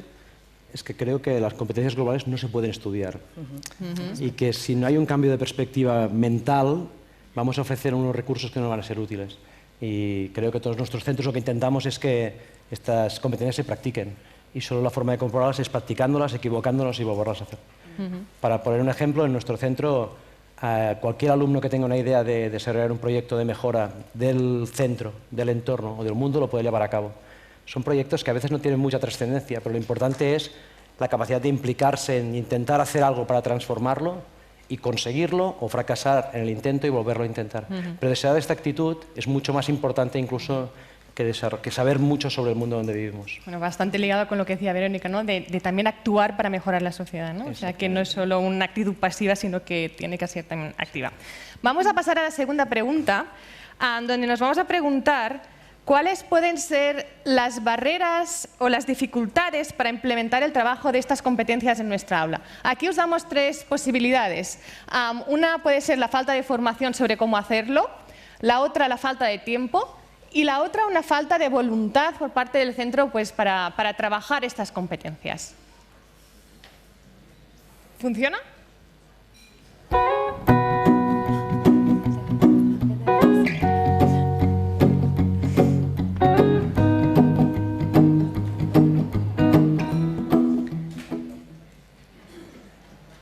Vamos a ver los resultados. Falta de formación, 45%. Luego tenemos una falta de voluntad por parte del centro educativo. ¿Cuántos directores de centro tenemos aquí? Personas de equipos directivos. Y el resto es profesorado. Bueno, tenemos mucha parte de equipo directivo, ¿no? Y luego falta de tiempo para hacerlo, 24%. ¿Estáis de acuerdo? ¿Cómo lo veis? Verónica, ¿cuál es la mayor dificultad según tu experiencia o cuando estáis con maestros, con centros educativos? ¿Cuál es lo que impide que se trabaje? Yo creo que hay, bueno, obviamente me imagino que yo como tantos otros hubiéramos querido marcar todos, ¿no? Pero hay una cosa que creo que es muy importante acerca de haber salido el número 1, la falta de formación para hacerlo como algo importante, porque implica que realmente necesitamos formarnos para hacer este tipo de trabajo. Lo que nosotros vemos es que hay varios temores, varias barreras que viven los docentes. Primero es la pregunta de, bueno, ¿qué es la competencia global? ¿Cómo la pensamos? ¿Cómo tenemos un lenguaje común que nos permita como enfocar nuestra atención? Pero en otros casos también está la idea de cómo cambiamos nuestra mentalidad, nuestra mirada del currículo, nuestra mirada del aprendizaje, de un lugar en donde lo que tengo que hacer es enseñar fracciones en 4º grado a lo que tengo que hacer es preparar a este niño para el mundo. Y esta es una transición muy importante con respecto al mismo propósito, al sentido que le damos al docente de la educación. Entonces esto lo que implica es que el docente tiene que repensar la matemática, repensar la historia, repensar la biología, la química, en función del propósito mismo de las disciplinas. Y eso es una invitación interesante, pero es una invitación que puede requerir cierto acompañamiento por parte de los docentes para que se sientan seguros en esta transición, ¿no? Y diría que otra más, digamos, otra gran una barrera, digamos, que existe o que necesitamos poder, con la que necesitamos poder trabajar es el temor, ¿no? Es el miedo del docente a entrar en un ámbito de mucha incertidumbre, ¿no? A no saber cuál es realmente la respuesta correcta con respecto al chico raquítico, ¿no? Nosotros tenemos un proyecto en Buenos Aires, por ejemplo, con el tema del arsénico en el agua, ¿no? También los chicos que salen a estudiar, bueno, necesitamos tener docentes que son capaces de entender las causas del arsénico, etcétera, etcétera, y al mismo tiempo navegar esto que es nuevo para ellos, nuevo para los chicos, nuevo para los padres, nuevo para todos. Entonces poder vernos a nosotros mismos como docentes con el derecho a aprender es importantísimo. Desde vuestro punto de vista, Mónica, por ejemplo, vuestra mayor dificultad para llevarlo a cabo en vuestras aulas, ¿cuál es? ¿Cómo ayudáis a los profesores a que no tengan miedo de trabajarlo, ¿no? Como decía también Verónica. Sí, yo de las 3, para mí las 3 también son importantes. Si me tuviera que quedar con una, quizá me quedaría con la última en cuanto a la actitud, ¿no? Esa actitud realmente de querer cambiar el paradigma, que no es fácil, un cambio pues, que es profundo, es muy importante. Y cuando uno pues, tiene ese cambio de actitud, necesitas la formación y es muy importante empoderar a los profesores, darles mucha formación para que sean capaces de poderlo llevar a cabo, una formación que sea en la acción, pero a la vez se necesita ese tiempo no solo para formarte, sino para reflexionar mucho sobre los cambios que uno va llevando a cabo, si funcionan, si no funcionan, qué hemos acertado, qué hemos de cambiar. Entonces vas entrando, bueno, pues como en una espiral que cada vez es más abierta, ¿no? Y te va permitiendo llevar a cabo todos estos cambios. Susana. Bueno, yo quisiera añadir que yo he visto que lo que casi siempre nos hace barrera son nuestras propias creencias, ¿no? Las creencias, claro, son como unas raíces muy potentes, porque son todo lo que nos han dicho durante mucho tiempo y todo lo que hemos aprendido. Si yo he estudiado, por ejemplo, en mi caso, filología anglo-germánica, todo lo que me han dicho a mí que es lo que yo tenía que hacer cuando estaba en una clase queda pues muy desdibujado en el entorno actual, ¿no? Tengo que romper esta creencia y por lo tanto tengo que sacar, ¿no? Quitarme estas raíces y esto nos va a crear este miedo, etc. Yo en este sentido querría apuntar que yo siempre soy muy defensora de la estructura de centro. Si nosotros creamos una estructura de centro que realmente nos lleve, nos encamine hacia una manera de trabajar poquito a poco, y si esto lo tenemos que hacer todos los docentes de ese centro, vamos a crear una comunidad, ¿no? En la que nos vamos a ir ayudando. Y esta formación, que muchas veces también la vemos como que tiene que venir alguien que sabe mucho, esta formación muchas veces va a ser la empatía entre los propios compañeros. Hablábamos también, ¿no? antes, entre nosotros, de lo bien que nos había ido que trabajáramos los profesores conjuntamente, ¿no? Tenemos aulas cooperativas donde tenemos muchos alumnos, 60, 90, 2, 3, 4 profesores trabajando juntos. Aquí hay un aprendizaje importantísimo y una formación y un darte coraje y quitarte el miedo, ¿no? Entonces, bueno, defender esto, y muy brevemente sí que quisiera decir que muchas veces nos lo dificulta el propio sistema. El sistema establecido nos pone muchas trabas y no quisiera pasar la oportunidad sin decirlo. Tenemos que luchar contra el propio sistema. Bueno, ellas coincidían, ¿no?, en la importancia de que esto esté también en la cultura del centro, ¿no?, para que sea posible llevarlo a cabo. Jordi, desde tu punto de vista. Yo iba a decir que es una suerte que por primera vez no hablamos de la administración, pero Susana no me ha dejado, ¿eh? Claro, yo creo que veremos demoledores educativos que con pocos profesores o profesoras muy capacitados y que eran inspiradores para el alumnado, eran suficientes para dar sentido a mi proceso educativo. Y hoy creo que estamos hablando de otra cosa. Estamos hablando de proyectos educativos con una misma visión compartida, que solo desde la praxis se desarrollan estas competencias. Entonces ahí el trabajo colegiado de todo el equipo docente es muy difícil. Y ahí hay que trabajar mucho para unir miradas en ese sentido. Y yo creo que está ahí la dificultad. Y además implica hacerse preguntas nuevas y volver a salir de nuestros falsos mitos. Yo creo que hay cosas muy arraigadas, la selectividad es muy profunda, hace mucho daño, y muchas otras cosas están muy arraigadas, aunque no tengan sentido y están empíricamente demostradas que no tienen sentido, pero todavía nos volvemos a ellas para dar sentido a lo que hacemos en el aula. Y volver a reconstruir nuestro proceso educativo en un centro educativo conlleva cambiar nuestra manera de ser como personas y como profesionales. Y eso es duro. Y necesita tiempo, se tiene que hacer bien, implica mucha reflexión y gente que nos ayude a inspirarnos hacia dónde caminar. Y es un poco donde estamos, yo creo. Y yo la formación la veo como importante, pero nos podemos formar hoy y la capacidad de aprender puede ser muy autónoma. El tiempo es difícil de que lo podamos multiplicar y seguramente si falta algo, falta tiempo. Muy bien, pues vamos a pasar a la tercera pregunta, que tiene que ver con la evaluación, ¿no? O sea, todos lo trabajáis, aquí el 70%, ¿no? Y ahora es, ¿realmente esto lo estáis evaluando? Es decir, nosotros estamos seguros de que hacéis muchas prácticas que van en la línea del trabajo para el desarrollo de la competencia global, ¿no? Si os preguntamos si lo estáis evaluando en vuestros centros, ¿qué respuesta sería? Sí, aquí hemos dado la opción de parcialmente, hemos sido menos radicales y no, ¿vale? Última pregunta.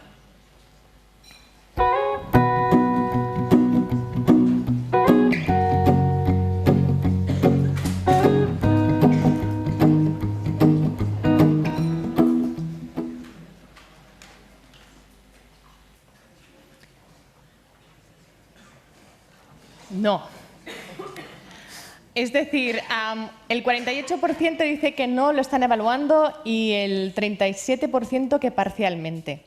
Esto quizás a mí me da la intuición, ¿no?, que se trabaja de manera más informal o menos consciente. Verónica, ¿cómo podemos evaluar la competencia global? ¿O qué debemos evaluar de las competencias globales? Yo creo que con respecto a la evaluación necesitamos primero preguntarnos cuál es el propósito de la evaluación, ¿no? ¿Qué es lo que queremos lograr con la evaluación? El para qué. Y si pensamos en el propósito de la evaluación como para poder seguir apoyando el crecimiento, el aprendizaje de los niños, tenemos muchas opciones interesantísimas con respecto a, por ejemplo, la evaluación de estas competencias ante una problemática que enseñamos, ¿no? Y transmitir, o sea, presentar a los chicos un problema similar, pero no exactamente el mismo, un problema relacionado, pero que sea diferente, como para ver de qué manera los chicos transportan o transfieren aquello que aprendieron en un contexto a otro contexto. Y esto es una evaluación que me parece que es como muy sólida con respecto a la comprensión misma, no a la repetición de información, sino a la comprensión misma. Tenemos muchas opciones con respecto a los portafolios, donde los chicos mismos puedan tener la opción de mirarse a sí mismos y mirar su propio crecimiento, cómo ellos se han sobrepuesto de estereotipos, etcétera, etcétera, que también es un instrumento fuertísimo. En Project Zero nosotros trabajamos mucho con esta idea de rutinas de pensamiento que también hacen visible el pensamiento de los chicos, como para poder visibilizar y ver por dónde apoyar, por dónde apuntalar. Trabajamos también mucho con esta idea de documentación del aprendizaje de los chicos. Entonces, esto de poder seleccionar, documentar cómo están pensando los chicos como una cuestión de práctica, digamos que casi cotidiana. Hay un desafío importante que tiene que ver con la evaluación, ya no tanto de cómo comprenden el mundo los chicos, sino en qué tipo de personas se convierten, ¿no? Cómo evalúa qué tipo de persona se convirtió a cuál, ¿no? Y ahí lo que vemos nosotros es que hay una invitación interesante a ver qué tipo de intervenciones evaluativas o digamos, de valoración, digamos, continua, como decimos nosotros, pero de una valoración del aprendizaje de los chicos a lo largo del tiempo y fuera del contexto mismo de enseñanza. ¿Qué pasa cuando el chico no está supervisado por el docente? ¿Qué pasa cuando el chico está en la casa? ¿Qué pasa cuando el chico está con los amigos? ¿Qué pasa cuando el chico está en el año siguiente, ¿no? De clase, como en el caso de Aqual? Y ahí tenemos que desarrollar algunos instrumentos interesantes. En algunos casos, Born Bridger está trabajando la noción de narrativas de crecimiento de los chicos, en donde los docentes observan a los chicos y escriben narrativas de en qué persona se convirtió Manuela en este año, que es lo que yo noto en términos de el crecimiento, ¿no?, más holístico de cada chico. Así que ahí tenemos instrumentos bien interesantes para considerar. Algunos más o menos rápidos, otros que requieren más tiempo, ¿no? Bueno, es que cuando estabas hablando, ¿no?, también es realmente si podemos ver, ¿no?, que si podemos decir que nuestros alumnos son competentes globalmente, si lo podemos decir dentro del periodo escolar, ¿no? Si no tenemos que esperar unos años, ¿no?, para que realmente veamos, ¿no?, cómo están actuando en la sociedad los alumnos, ¿no? Desde vuestros centros, Mónica, ¿cómo evaluáis, qué dimensiones evaluáis vosotros de esta competencia? Yo creo que es muy importante lo que decía Verónica de ese sentido de la evaluación. Creo que es una de las cosas que quizá más cuesta cambiar esas creencias que hay sobre el tema de la evaluación. Y si estamos evaluando o acompañando esas competencias, no se pueden hacer de una manera teórica. Una persona es competente cuando te lo demuestra, ¿no? Ves la evidencia de que realmente lo es. Por lo tanto, has de crear en el colegio un tipo de escenario donde el alumno pueda desarrollar esas competencias y le podamos dar herramientas de autoevaluación, de coevaluación, para que él detecte cuáles son sus fortalezas, qué cosas tiene que ir mejorando, en qué grado va asumiendo esas competencias. Y ahí también pues, utilizamos mucho portfolios, rúbricas, mucha reflexión que está dentro del portfolio, mucha metacognición, sobre todo para acompañar ese proceso de mejora del propio alumno, que es el concepto de evaluación. Susana. En nuestro caso, muy parecido a lo que estaba comentando, que se estaba comentando ahora. Hemos empezado nosotros este año, y me hace mucha ilusión de explicar, ¿no?, que estamos abriendo también un portafolio, en este caso es digital, que desde el primer momento va a mostrar no solo a los propios chicos, sino también a sus familias, todas las competencias, ¿no?, que vamos a evaluar en cada proyecto. En este grupo de competencias siempre hay las personales y sociales, con lo cual como centro hemos acordado, incluso curso por curso, que qué indicador de competencia de cooperatividad, por ejemplo, de son capaces de trabajar con los demás sí o no, qué indicador tenemos para saber si son críticos o siempre hay un indicador de creatividad, ¿no? O sea, todo esto no estamos trabajando, lo hemos puesto también en un portafolio así digital, y lo que vamos a experimentar este año, que creemos que puede ser un paso más adelante, es que ellos mismos tienen que autoevaluarse y demostrar o demostrarnos si ellos nos dicen que sí, que esta competencia la han asumido, ¿cómo lo demuestran? ¿Cómo nos lo demuestran? ¿no? Y después en un diálogo con nosotros, porque ya sabemos que siempre que la educación siempre es un diálogo, ¿no? En un diálogo con nosotros vamos a hablarlo. Tú me estás diciendo que sí que eres creativo, según este indicador, me lo has demostrado de esta manera, pero yo pienso esto, ¿tú qué piensas? ¿No? Si podemos entrar en este diálogo, creo que mejoraremos aún más lo que hemos intentado trabajar hasta ahora, ¿no? Y en vuestro caso, yo no hablaré más de evaluación formativa, porque lo habéis dicho más que bien. A mí me interesa especialmente todo el tema de metacognición.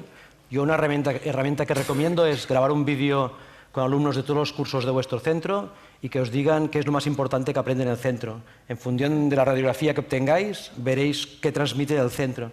Y a mí me parece indispensable, si el alumno no toma conciencia de qué está aprendiendo y para qué, muchos de los esfuerzos no van a servir para nada. Y a un nivel diferente de evaluación sí que creo que es imprescindible, hay una cierta urgencia para que agentes externos a los centros, que no llegamos a eso, puedan recoger de alguna manera herramientas que objetiven procesos de implantación de soft skills, de cómo se implanta la empatía, cómo estos alumnos tienen capacidad de transformación o no, cómo tienen una mirada global o no.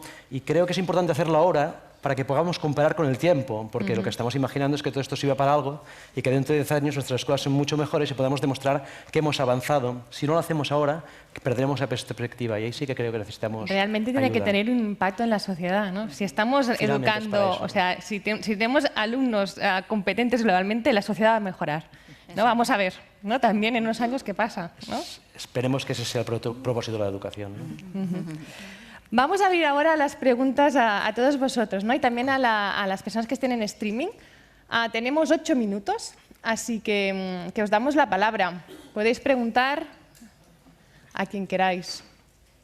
¿Hay alguien que tenga alguna pregunta? Voy a ver si hay alguien de...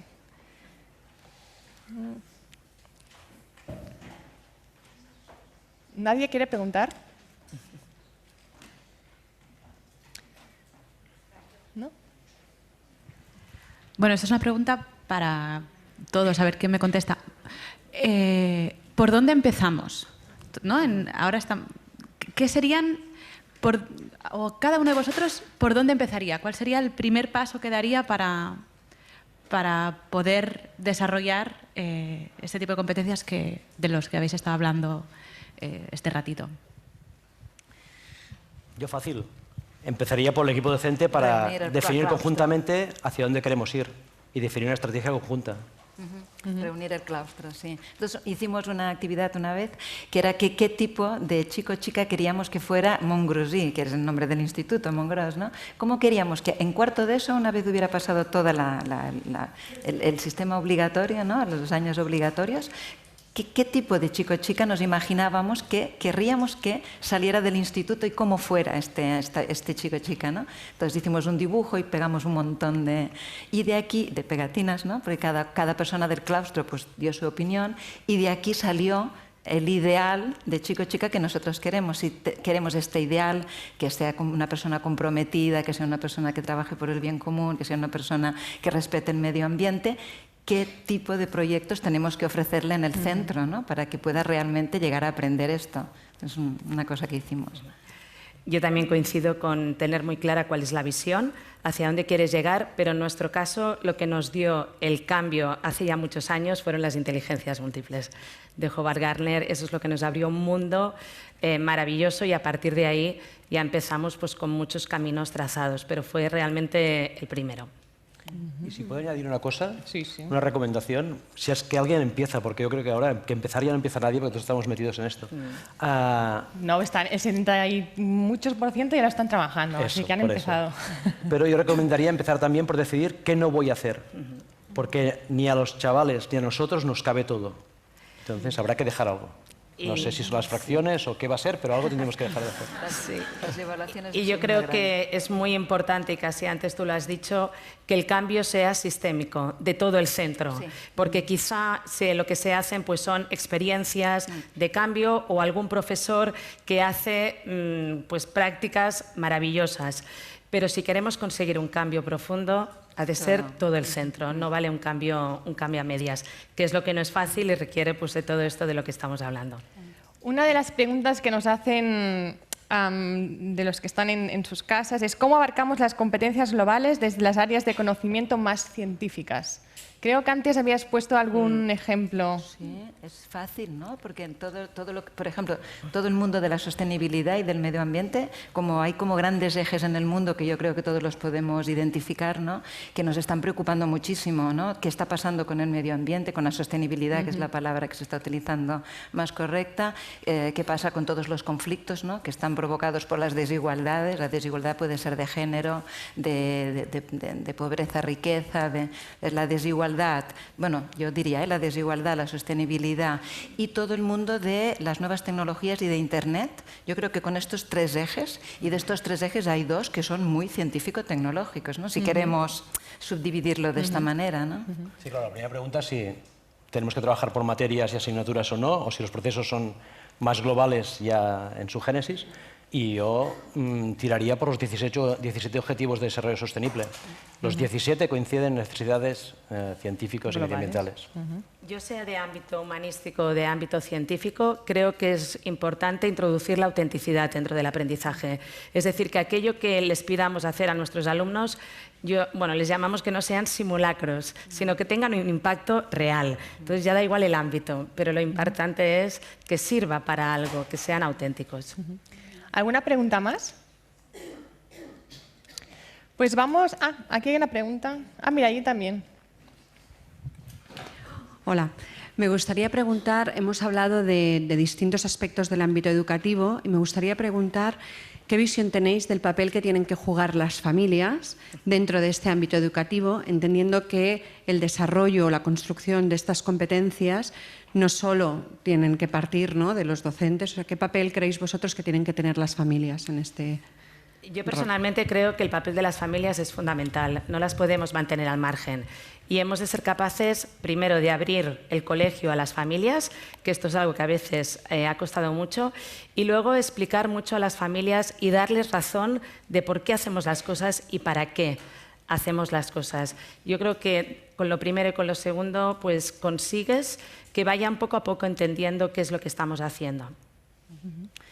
Para agregarle a eso brevemente, yo creo que el cambio requerido con respecto a la mirada del mundo es un cambio que esperamos que ocurra en el alumno, pero que también necesita ocurrir en el docente y que también resulta relevante para las familias, ¿no? Un adulto que camina por el mundo y que de pronto reflexiona acerca de los estereotipos que cargamos o reflexiona acerca de digamos, el mundo en el que vivimos, de pronto se convierte en relevante el tema mismo, los temas mismos, y estas transformaciones se convierten realmente parte del aprendizaje del adulto que acompaña al niño. O sea que cuando pensamos en la comunidad educativa, en la comunidad de aprendizaje, incorporar a las familias es importantísimo y justamente coincide con que no se trata de enseñar funciones, que son muy importantes, sino funciones en el mundo, ¿no? O matemática en el mundo, ¿no? Y eso es de Esta interés. mañana comentábamos que uno de los hándicaps que tenemos especialmente los docentes en nuestro país es que tenemos muy poco recorrido profesional, mayoritariamente hemos ejercido solo de docentes, y tenemos muy poca experiencia global.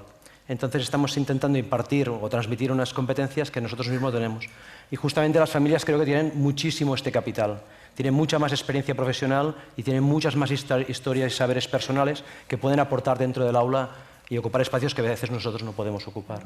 Es el reto de aprovechar la riqueza, ¿no?, de las familias, de los alumnos, del entorno. Exacto. ¿Teníamos otra pregunta? Hola.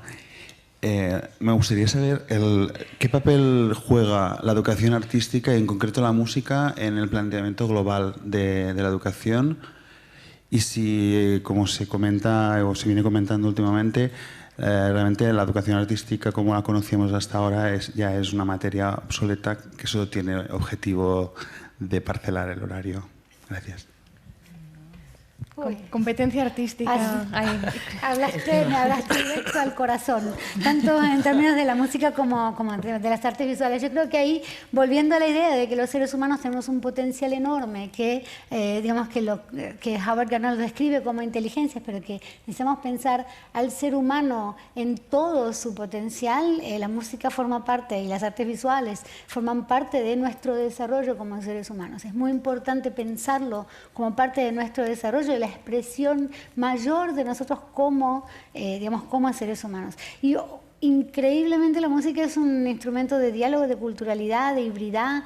Hay unos trabajos excepcionales de personas como Yo-Yo Ma que muestran cómo, ¿no?, en la ruta de la seda se generaron géneros híbridos musicales que se aprovechan en las distintas culturas. Es una metáfora fabulosa para trabajar justamente el tema de la interacción y el diálogo entre culturas. La posibilidad de escucharnos y aprender a escucharnos a través de los lenguajes musicales también es un aspecto central en esto del diálogo y de la multiplicidad de lenguajes con los que podemos trabajar. Simplemente para un pie de nota, un pie de página adicional, nosotros trabajamos mucho con museos en términos de artes visuales. En este momento la Galería Nacional de Arte en Estados Unidos, en Washington, está repensando sus colecciones y las visitas para tomar un tema global, digamos, como tema de exploración en el encuentro con las artes.